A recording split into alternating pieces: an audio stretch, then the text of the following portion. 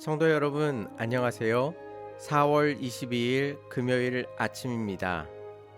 찬송가 260장 우리를 죄에서 구하시려 함께 찬양 드리시겠습니다.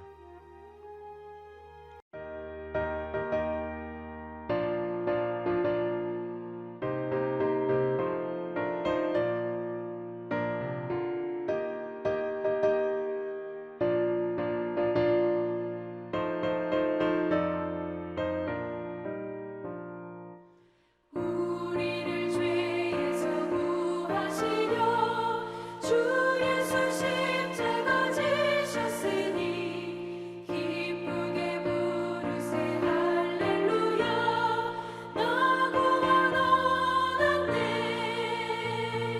찬송하세 찬송하세 주님 나를 구하셨네 찬송하세 찬송하세 주가 구원하셨네 우리를 주께서 구했으니 이전에 행하던 악한 일과 주하고 더러운 모든 죄를 온전히 버렸네 찬송하세 찬송하세 주님 나를 구하셨네 찬송하세 찬송하세 주가 구원하셨네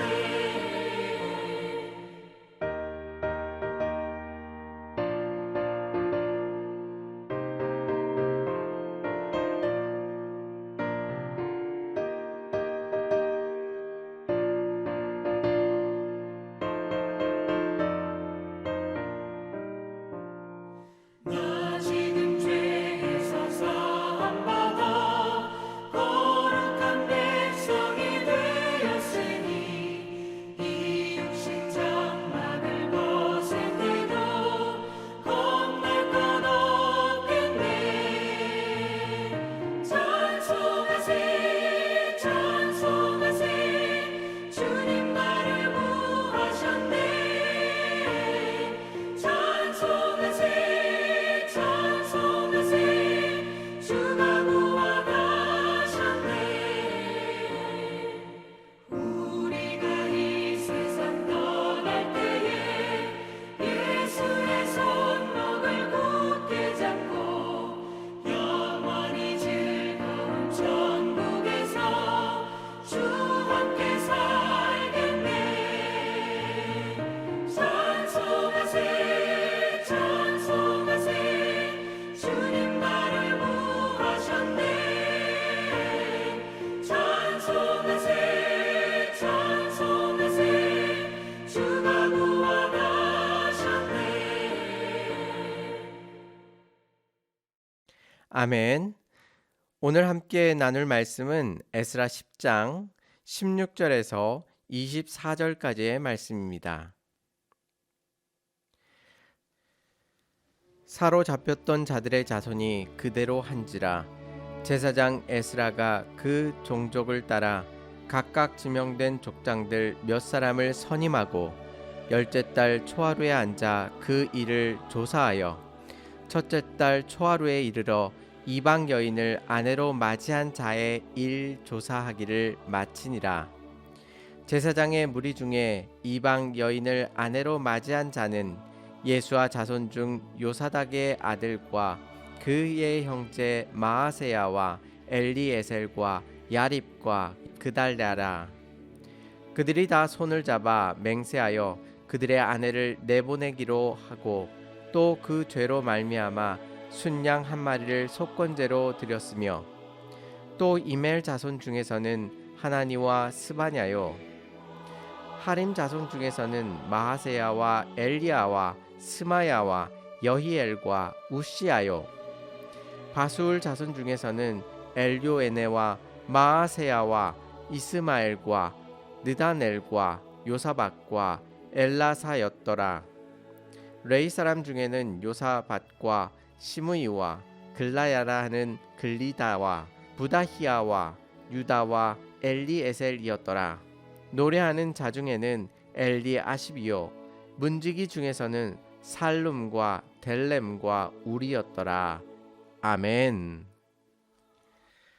삼성의 이건희 회장은 1993년 독일 프랑크푸르트에서 사장단 회의를 모으고 신경영을 발표하면서 전면적인 개혁을 강조했습니다. 그러면서 한 말이 마누라 자식 빼고 다 바꿔라라는 것이었습니다. 모든 것을 다 바꾸라는 요구였죠. 이러한 극단적인 요구 속에서도 마누라와 자식은 놓아두라고 했었습니다. 그런데 오늘 본문에서 에스라와 이스라엘 백성은 더한 결정을 하고 실행합니다. 그것은 이미 이방 여인과 결혼한 사람들이 아내와 자녀를 떠나 보내는 것입니다. 에스라는 왜 이렇게 극단적인 결정을 하여 가족들을 생이별하게 했을까요? 그리고 에스라서는 왜 이들의 명단으로 끝나고 있을까요?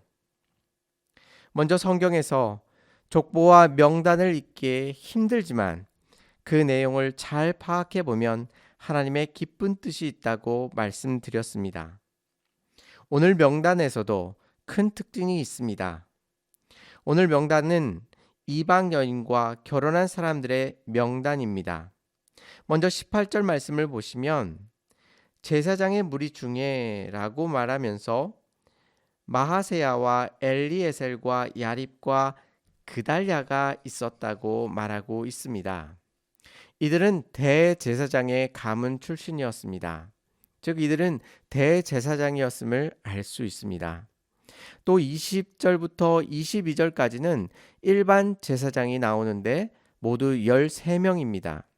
그리고 23절과 24절에서는 레위인과 노래하는 사람들 그리고 문지기가 나오는데 이 모든 사람이 10명이 나오고 있습니다. 지금까지 나온 모든 사람들을 합해보면 27명이었는데요. 결국 이 사람들은 하나님의 성전에서 하나님을 섬기며 주님 앞에 나아갔던 사람들이 총 27명이었음을 알 수 있습니다. 그런데 오늘 본문 전체를 보시면 전체의 명단은 약 110명이 되고 있습니다. 즉 110명 중에서 하나님의 일을 감당하는 27명이 이방 여인을 아내로 맞이하였다는 것을 알 수 있습니다. 이것은 110명 중에서 큰 비중을 차지하고 있는 것입니다. 즉 하나님을 섬기는 사람들이 하나님 앞에서 불순종하며 죄악이 얼마나 심하였는지를 간접적으로 알 수 있는 것입니다. 그럼에도 불구하고 이 숫자는 얼마 되지 않는 숫자였습니다.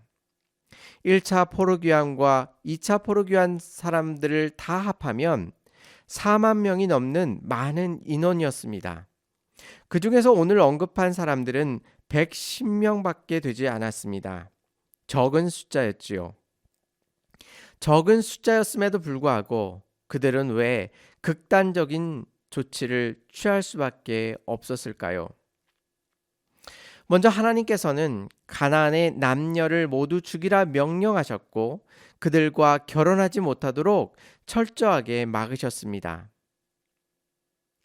그렇다면 하나님께서는 가나안 여인들이 아닌 이방 여인들과 결혼하는 것을 금지시키셨을까요? 그렇지는 않습니다. 이방 여인과 결혼한 성경 인물들이 있습니다. 모세가 구스 여인과 결혼했고요. 요셉은 애굽 여인과 결혼했습니다.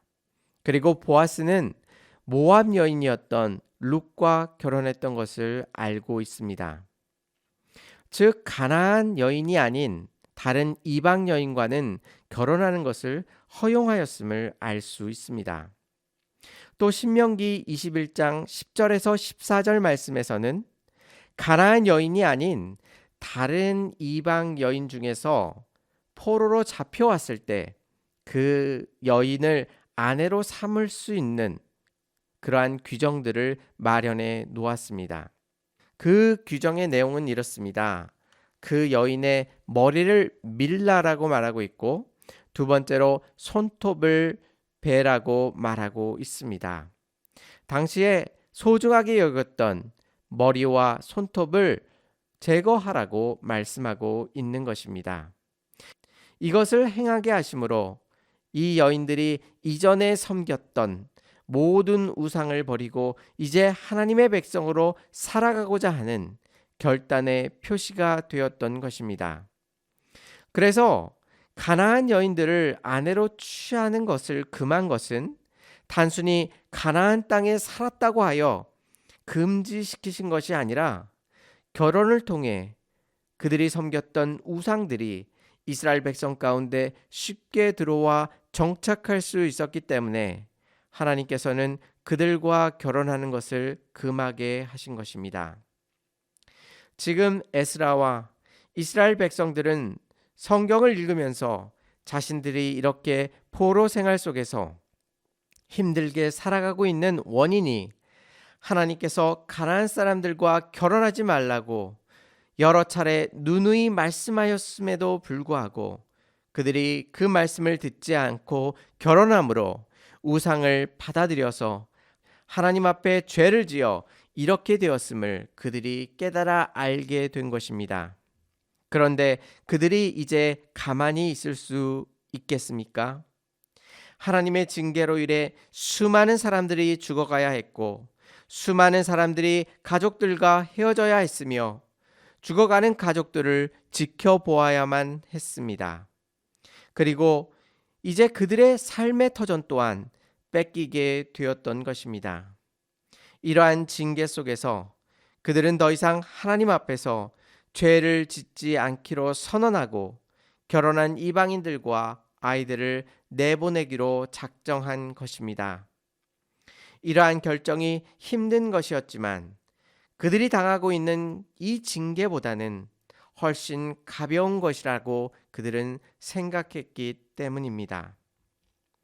그런데 우리는 이 모습을 지켜보면서 가슴 한편이 불편할 수 있습니다. 너무 매정하게 그들을 내보내고 있기 때문입니다. 그런데 앞에서 말씀드린 것처럼 포로로 잡혀와서 결혼하게 된 여인에 대한 규정이 신명기에 더 적혀 있습니다. 머리와 또 손톱을 벤 이후에 포로의 의복을 벗고 부모님을 위하여 한 달 동안 애곡하도록 하나님께서 그들을 배려해 주신 것입니다. 부모와 헤어지는 슬픔을 충분히 쏟아내고 그 마음을 추스릴 수 있도록 하나님께서 그 여인들을 배려해 주신 것입니다. 더불어 나중에 이스라엘 백성이 그 아내를 싫어하게 되더라도 그 여인을 종으로 팔지 못하도록 하나님께서 금지시키신 것입니다. 오늘 말씀에 구체적으로 언급하고 있지는 않지만 하나님의 말씀을 충분히 연구한 에스라와 이스라엘 백성은 이들을 위하여 배려했을 것입니다. 또한 하나님께서는 원하지 않았던 이스마엘을 낳았던 하갈이 광야에서 쫓겨나 힘들어하고 있을 때에 하나님께서 그녀에게 끝까지 함께하여 주셔서 그들을 보살펴 주셨음을 우리는 성경을 통하여 알고 있습니다. 지금 떠나보낼 수밖에 없는 이 아내들과 아이들 또한 은혜가 풍성하신 하나님께서 그들의 삶을 인도해 주셨을 것입니다. 우리가 에스라를 끝내면서 꼭 살펴보아야 할 것은 에스라가 이들의 명단으로 끝나고 있다는 사실입니다. 좀 더 구체적이고 은혜로운 이야기로 끝냈으면 좋았겠는데 구체적인 설명 없이 명단으로 끝나고 있습니다. 그런데 처음에는 이들의 명단은 부끄러운 명단이었을 것입니다.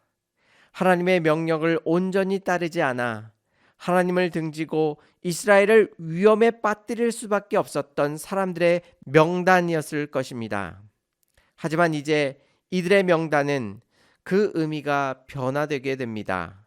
이제 이들은 하나님의 명령을 지키며 자신의 아내와 자식까지도 보내는 헌신을 한 하나님의 백성이 되는 것입니다. 인간적인 마음으로 이들이 헤어지는 것이 마음 아픈 일이지만 하나님께서는 가족의 헤어짐 속에서 하나님의 평강과 은혜를 허락해 줄 수 있음을 우리는 믿어야 할 것입니다. 가족이 함께함으로 다 행복한 것이 아님을 우리는 알고 있습니다. 어떤 가정은 함께함으로 인하여 서로 미워해서 극단적인 일을 저지르기도 합니다. 그러나 하나님께서는 헤어져 있는 상황 속에서도 이들이 하나님의 은혜 속에 평강을 누리도록 이들을 인도해 주셨을 것입니다.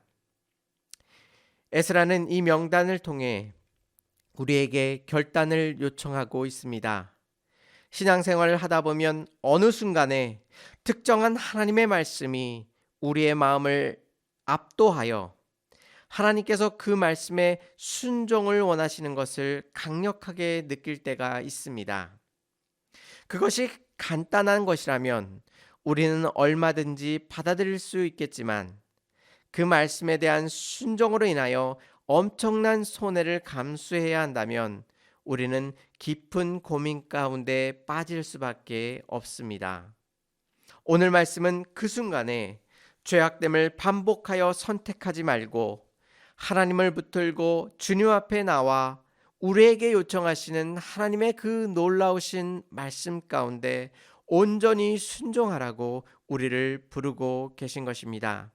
에스라서 마지막에 이들의 명단을 적어 놓은 것은 이들이 하나님을 신뢰함으로 그 모든 결단을 하며 하나님 앞에 온전히 나아갔던 것처럼 우리도 주님의 말씀과 진리 안에서 그의 말씀에 순종함으로 하나님 앞에 온전히 나아가기를 우리들에게 요청하고 계신 것입니다. 오늘 하루 살아가실 때에 하나님의 이 요청 가운데 온전히 순종함으로 하나님의 풍성한 은혜를 누릴 수 있는 저와 성도님들이 되시기를 주님의 이름으로 축원합니다. 다 같이 기도드리시겠습니다. 은혜롭고 자비로우신 하나님 아버지, 오늘 귀한 말씀을 통해서 에스라와 이스라엘 백성이 하나님 앞에 중대한 결단을 하며 주님 앞에 나아갔던 모습을 살펴보았습니다. 이방 여인과 결혼한 사람들이 이방 여인과 자녀들을 떠나 보낼 수밖에 없는 슬픔 가운데서도 그들의 믿음을 지키기 위하여 이 일을 감당하며 하나님 앞에 나아갔던 모습을 살펴보았습니다. 하나님 아버지, 우리에게도 이러한 믿음의 결단이 있기를 소망합니다. 세상과 하나님 앞에서 갈팡질팡하는 우리들의 마음 속에서 더 이상 갈등하지 아니하도록 붙들어 주시옵소서. 아무리 큰 손해를 당한다 할지라도 하나님께서 우리를 향하신 그 놀라우신 뜻에 온전히 순종하며 주님 앞에 나아갈 수 있도록 우리에게 담대한 믿음을 허락하여 주시옵소서. 또한 이 아침에 우리의 삶에 힘들고 어려운 것들을 주님 앞에 아뢰며 주의 도우심을 구하며 나아갑니다. 하나님, 우리의 기도 가운데 응답하시고 역사하여 주시옵소서. 또한 우리 교회를 하나님께서 지켜 보호하여 주시옵시사 하나님께서 맡겨주신 그 사명을 온전히 감당하게 하여 주시옵시고 생명된 말씀을 끝까지 지키며 그 말씀에 순종함으로 하나님께서 베풀어 주신 놀라운 열매를 받아 누릴 수 있도록 하나님께서 우리 교회 가운데 함께 하시고 역사하여 주시옵소서. 오늘의 모든 삶 가운데 하나님께서 은혜를 베풀어 주시고 역사하실 줄 믿사오며 예수님의 이름으로 감사하며 기도 올리옵나이다. 아멘. 사랑하는 성도 여러분, 오늘 하루 하나님의 말씀에 순종함으로 승리하시기를 주님의 이름으로 축원합니다. 감사합니다.